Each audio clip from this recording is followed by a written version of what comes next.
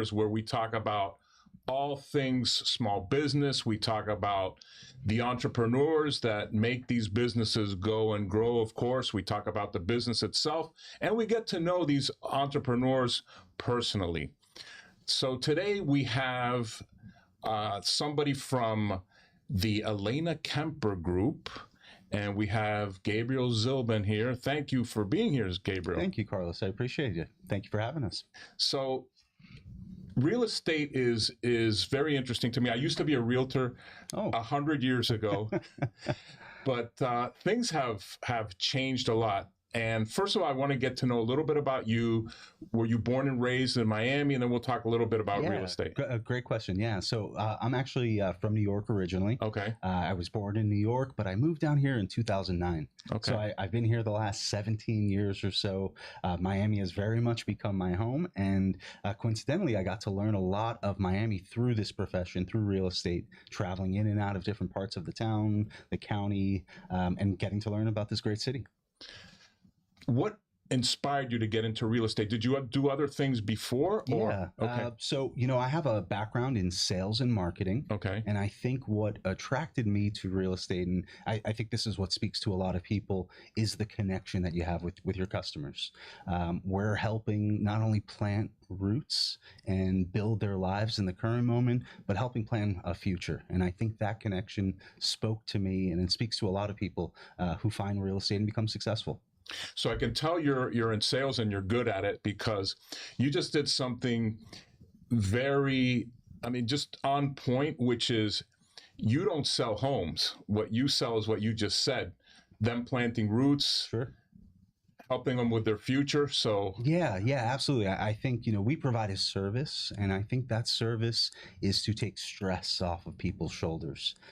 Your stress becomes our stress until the job is done and you're in your new home or you've sold your home. And that satisfaction comes from achieving a goal together. And until you're happy, we're not happy. Okay. As I said, the business has changed, and me being a marketing guy, one of the things that fascinates me the most, and first of all, you see all these shows nowadays of people selling, zillion-dollar homes and things like that. But now it seems like you guys are your own brand. So before it was the company, you work for Berkshire Hathaway, but there's also a sub-brand called the Elena Kemper Group. Right. So how does that all work, and how do kind of both thrive, both the Elena Kemper Group and Berkshire Hathaway? Yeah, that's a great question. So our home, if you will, our licenses are parked with EWM Realty, which is a local company here since 1964 in Miami, deep-seated roots into the community. In 2019, we became a member of the Berkshire Hathaway franchise.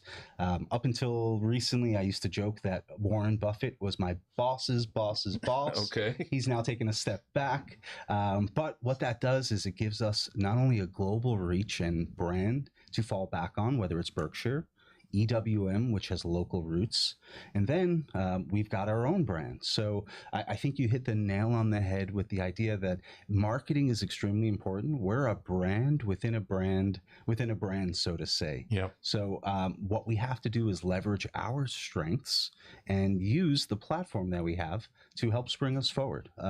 So what we've done is create our own brand, if you will, around Elena and her experience.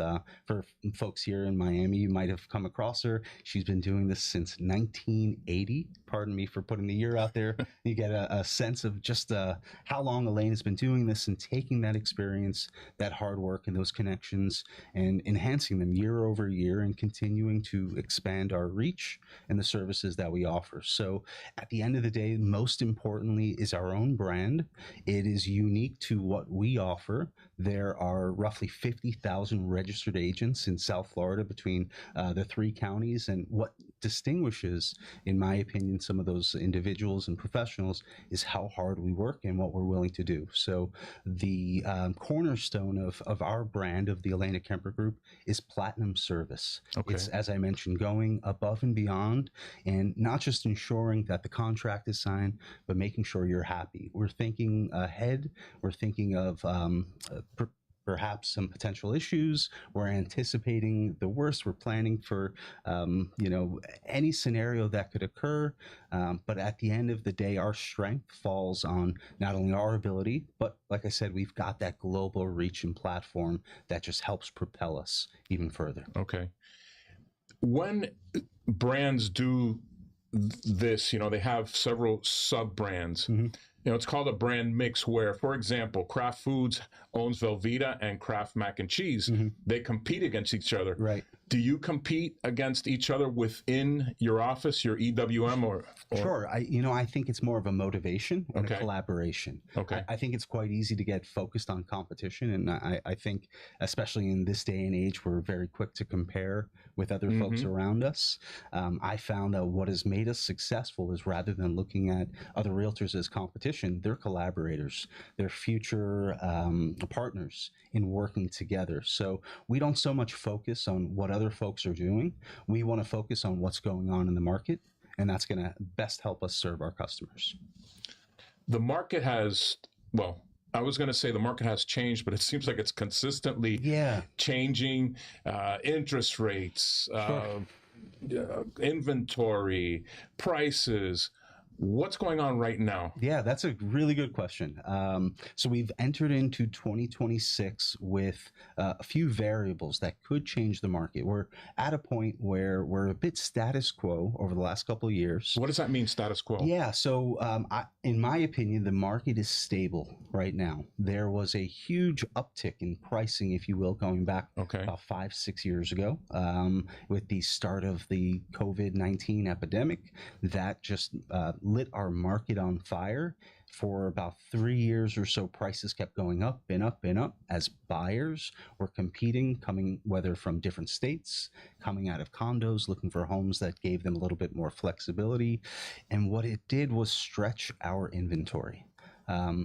Coupled with a once-in-a-lifetime drop in interest rates, made homes very, very affordable. So what we had was a seller's market overnight. We would, list a new home, we'd advertise an open house, and there would be 20 people waiting online, so to say, to come see the home before it even, really hit the market. So what that did was it really shrunk our inventory. I think, this business is pretty simple in the sense of supply and demand.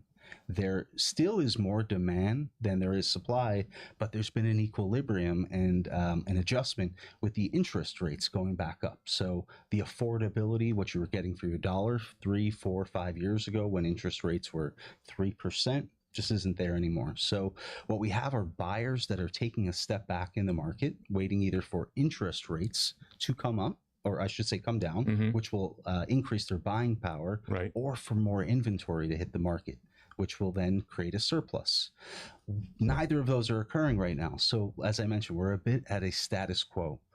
There's been a slight decline, if you will, a few percent in prices over the last few years, but things are still moving. And what we find is if things are priced for today in 2026, they're moving rather quickly. Some folks are sort of held up on prices a few years ago and sellers and said, well, my neighbor down the street 4 years ago sold for, double what people are asking today. I want what he's asking. That market doesn't exist.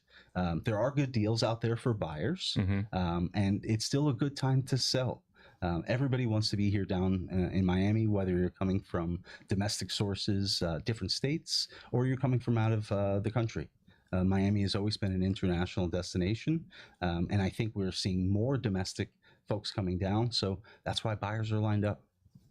Back in those days, you mentioned the pandemic days, and what I was hearing is that people were actually offering more than asking price. Sight unseen. Sight unseen? We were FaceTiming with customers from out of state who were leaving, for job opportunities, for, better life for their family, if you will. And we were FaceTiming from the living room. Okay, do you like it? Oh, you do? Okay, we'll put the contract in. $25,000 over ask. They wouldn't come see the house until the day of closing, and we were praying that they really liked it when they showed up. That is just incredible to me. Yeah, it was an interesting time. That said, when you're bidding over asking and the property doesn't appraise, I imagine, and again, something else I heard, and I'm wondering if it's still true, that they were a lot of just mostly or almost exclusively all cash deals back Yeah, then. yeah. There was a large amount of cash deals, and Miami, predominantly versus other markets, has a higher tendency for for Ca- cash Why do transactions. you think that is? I think we are dealing with a lot of international money. Okay. This is a safe place if you're coming from, let's say, a country with instability, whether it's eroding currency or political instability. This has always been a safe place to park some money. And then you had folks who were leaving and selling their homes in California and New York or other parts of Florida and moving here and using those funds to purchase cash. Okay. Yep. Which made it very difficult for the average buyer who's getting a mortgage to Right. compete. So that we've seen a lot of people feel that squeeze and that crunch over the last few years. Those people that immigrated from, or migrated, I should say, from California, from New York, I imagine, in my mind, I'm saying the home values there are far greater, superior Sure. than to here. They must have felt, this is a deal. I'm getting this absolutely. huge home and this huge yard, which they don't Yeah. have up there, for a deal. Yeah, absolutely. And I think the folks that were moving during COVID especially were more affluent. These were folks who had some means. They were selling, for instance, a small 2-bedroom apartment or condo in Manhattan and using those funds to buy a mansion, if you will, here Incredible. in Miami. Yeah. Yep. So to them, they perceived a value. And I think that's something that has always been true of Miami in comparison to other global markets or domestic markets, whether it's New York, San Francisco, or if you go overseas, Paris, London. Our price per square foot has always been a bargain. Even for brand new luxury builds, we are price per square foot, dollar for dollar cheaper than those markets. I think that's attracted a lot of folks, whether it's to be end users and live here full time or to come to Miami for investment purposes. During this time, and maybe still today, how aggressive are you, and not you personally, Elena Kemper Group, EWN, how aggressive are you marketing to the Californias, the Brazils, the New Yorks of the world? Is that Sure. part of the program? Yeah, absolutely. I think real estate starts locally. So we've got a network here of folks that we've worked with over the years, great clients, referrals, and then we reach out and we branch out from there. And I think, to your point, marketing and advertising, and that's been a big change in the business, is more digital in nature, Sure. rather than just an ad in the Sunday, Like everything else. right? The Sunday paper. Yeah. It's changed quite drastically. So we have the ability, whether it's through geofencing or targeted ads, to be really specific as to where we are targeting, based on who wants to come here. Okay. And we find that predominantly it's those markets. Another big influx into South Florida, especially as you get a little bit further into North Miami and Broward, are Canadian folks. So that's one of the largest sources of incoming referrals that our company receives, is folks who are coming from Canada. So it's quite an interesting mix of people who want to be down here. Very interesting. Yeah. Talking about, is it a buyer's or a seller's market right now, or is it, like you said, it kind of right in depends. the middle? Or? It depends. So I'll give you an example. The condo market is tipping into a buyer's market. Okay. The reason being, there's a larger inventory of condominiums in comparison to single family homes. So anybody who's listening, single family is always a better investment long term. Right. We're not building new land, but they're building new buildings going up. So I'll put that out there. Now, what's happened is there was a huge building boom, if you will, in the early mid 2000s, and buildings in downtown Brickell were coming up faster than people can keep track. Right. That market exploded, and then there was a huge decline and crash, as everybody knows, a few years later. Yeah. It took about 15 years for those guys to rebound and really find the value of their investment. They were selling, finally breaking even as they were entering into COVID. But now we're sort of on the other side of that. And I think if everybody knows here in Miami, the tragedy that occurred a few years ago Yep. in Surfside had a huge change and impact in our business, especially with regards to older condominium buildings, their reserves, their milestone studies that are necessary every decade or so to ensure that the building is safe and inhabitable. Now, with that said, that has put the condo market into greater scrutiny with lenders. They are now wanting to see documentation that they never did before. So it's harder to get a loan, if you will, on some of these condominiums. Their need for repairs is skyrocketing, and that's going to affect the cost, if you will, for the average owner who's paying, let's say, $500, $1,000, $1,500 a month in condo association fees that are going up as these new repairs are necessary. So Yeah. the condo market is probably hit harder, if you will, than any other market here in Miami. It takes the longest to rebound. So that is tipping, if you will, into a buyer's market. Now, given some of those challenges and obstacles, there's still great opportunities because they're being priced given all these factors accordingly. Yeah. So I would say if you're looking for something, you'll get a better deal on the condo side. There's more room to move than with single family. Yeah. It's incredible how marketing, my favorite marketing description is find a need and fill it. Yeah. So these special assessments on condos, Sure. I have a gentleman that I know, and he actually provides loans to both occupants and management companies that are faced with with huge repairs and things like that, so they can deal with these special assessments. Right. Yeah. Yeah, I think there is a lot of trepidation still about buying a condo now, and that's news to me about now banks asking for more information. Absolutely. Yeah, there's more liability on their part. And with that, more scrutiny. So there's more hoops to jump through. And I've seen even on relatively newer condos, it's more difficult to get financing.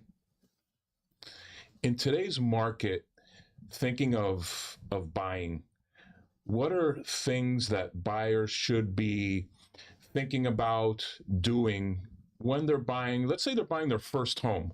What should they be doing, looking at, studying? Yeah. So I think despite the fact that prices may seem high in historical comparison, you're buying into a neighborhood, you're buying into a community, and prices will always go up long term. So Right. I think people are looking at the market and they're waiting for the right time to jump in. The truth is there is never a right time. Yeah. We know that things are going to get more expensive. Life is not getting any cheaper. So I will say buyers should do what's right for them and purchase with the idea that they will build equity. The value of their property will go up. And that's something that, can take a few years, can take 5, 10 years, depending on the property, the price, and some other specifics. But they will always have a asset that they can sort of leverage. And I think the flip side of that is if you're continuing to rent and you're paying your landlord's mortgage, there's never a better time to start building your equity.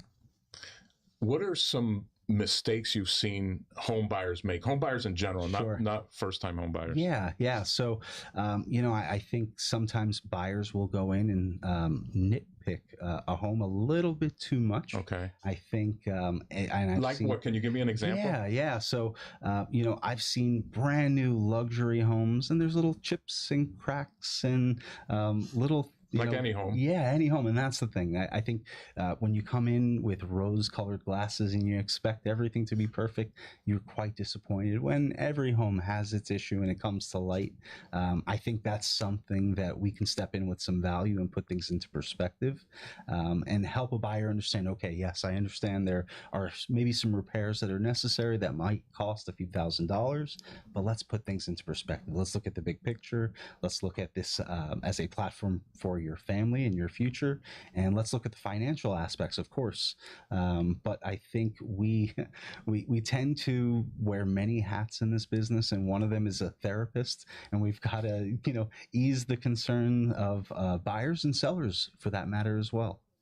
how about on the seller side? Sure. What are some things a seller should do to prepare their home for Yeah, sale? absolutely. So, we like to come into a home to get an assessment of the condition. So if there's some small repairs that can be made to get ahead of a buyer, ahead of their inspector, which will ultimately make the transaction smoother. Something like what, for Yeah, example? so it could be something as simple as doing some painting, Okay. caulking. Sometimes we'll notice the wrong outlet in a kitchen. That might be a $25 fix. That's not going to come up on an inspection report when we're able to guide somebody to take care of that. Sometimes we have to help stage the home, declutter, ask to move some, let's say, personal items or too many photos, or maybe move some furniture around. I have personally swept the floors and taken leaves out of the pool and whatever it takes to make that home show best. So if there are things that we can do to improve curb appeal, and we'll ask, hey, let's get some fresh mulch, let's do some power washing, things to that effect. The idea is that we want to get a positive return on the investment. So whether it's time or money, whatever it is you're going to put into it, you're going to get back on the back end there. When a home is sold as is, in quotation marks, what does that really mean? Yeah. Okay. So there's a few different approaches to sales, and as you mentioned, as is what you see is what you get. Okay. Now, there's a caveat in that the buyer has the right to inspect, and the buyer can cancel an as-is contract within a specified period of time for essentially any reason. Now this is where things get a little tricky. So you and I are in contract. I'm going to buy your home. I do the inspection and I find, the AC needs to be replaced. There's a few other repairs, some minor plumbing, electrical. Oh, that's going to cost me $10,000. So now I'm in a position where either I have to decide, do I want to take this home as is in its current condition, or would I like to ask the seller for a credit or perhaps to do some repairs? So there's almost a second round of negotiations that can come out from this process, in which oftentimes the seller will elect to say, okay, I will make those repairs, or I'll give you a credit towards them. I'll give you some sort of monetary concession so that you're more comfortable with this. So it can be a tricky process, and I think the smoother things go usually is when we find that there's less issues in the home. When a home has a lot of problems, yes, you're buying it as is, but we don't want the buyer to walk away. Or on the other side, if I'm representing a buyer, I don't want to let the deal slip away. So we often will find that happy middle ground. And I think that's the backbone of what we do. We find a mutually agreeable solution for buyer and seller to walk away and say, all right, you know what, I feel pretty good. That guy was looking out for me. Yeah. I'm learning more and more that you go, like you said, you're the psychologist, you do a lot of different things, because I think there may be a concept of real estate agents out there that, you just connect buyers and sellers. That's all you do, list it on the MLS and that's it. But you go way beyond that. Yeah. And I think that's something that, I picked up from Elena. Elena with, decades of experience has made that her way of living, is to essentially find out what it is that's important to you and get over and past any obstacle to get there. Now, with that said, there's a perception perhaps of some realtors out there, like a used car salesman. We forward a few emails, we smile, we spend more time looking in the mirror at ourselves than we are talking to a buyer or seller. And that exists. Those folks are out there. You'll find a huge rate of attrition in this business. Every 2 years we have to renew a license, and you'll see the number of folks coming in every 2 years and the number of folks leaving and not renewing their license. And I think you said it before, you have all these TV shows that glamorized the job. And, when I got into the business, I think some of my friends were mistaken by that image. They figured I'm being chauffeured around. We pick up a client on Miami Beach. We toast, on the dock at sunset. And then I hand them a beautiful pen and the credits roll. But the truth is that that's not the reality. We spend a lot of time, like I said, getting a sense of what it is our customer needs. And then making sure that it happens. So there's a lot of work that goes behind the scenes that folks just don't see and understand to make things work in this business. You mentioned the condo market is starting to sway in the buyer's favor. Yes. Geographically, are there any areas that are anomalies, so to speak, where either prices are dropping, prices are rising, there's a lot of activity? Anything that sticks out? Yeah. So, I think there are some safer bets, if you will, long term, I think in some of the established areas. I think the opportunities are in the developing areas. So Miami and its population are growing so quickly. This is a city that in the year 1900, Miami had 300 full-time residents. Here we are 126 years later, and it's still growing and still filling out. So I think there are opportunities on the fringe, if you will, of some of these developed areas, places, whether it's looking at commercial opportunities, if you will, in the last decade in Wynwood, places where people would drive by as quickly as possible and lock their doors and roll their window. Now it's a destination. So I think as population grows, as Miami continues to grow, I don't think there's one specific hotspot. I think we're going to keep seeing all the little gaps in between some of these nicer areas that people are flocking to, starting to grow. And I think there's been an uptick, if you will, in value in places where folks just weren't looking. Incredible. So it's on the fringe. So yeah. Places where, and I'm trying to think, and there are many areas where you wouldn't go through before, and now they're hot areas. Yeah, absolutely. And not to name any specific places, but again, there are places on the edges of, I think, our established neighborhoods and communities that are continuing to grow and flourish. So wrapping up, Gabriel, believe it or not, I told you the time flies here. Yeah, you're right. How do they get in touch with you? Yeah, so there's a couple of different ways. We have a website. It's ElenaKemperGroup.com. That's a great resource. That's not only got all of our contact details, but it has a bit about us, some of the properties that we're marketing, some of the services that we offer. Additionally, they can reach out to us by phone at 305-960-2641 and on the web, whether it's through social media, Facebook, Instagram. There are many ways to get to us. Okay. On Instagram, Elena Kemper Group, that's your handle? Yep, all right. That's correct. Great. Thanks for being here, Gabriel. Thank you, Carlos. Really appreciate it. No, thank you. And thank you for visiting us at Small Business Matters. I would be remiss if I didn't mention Miami's Community News. Very much thankful for this platform, and we'll see you next time.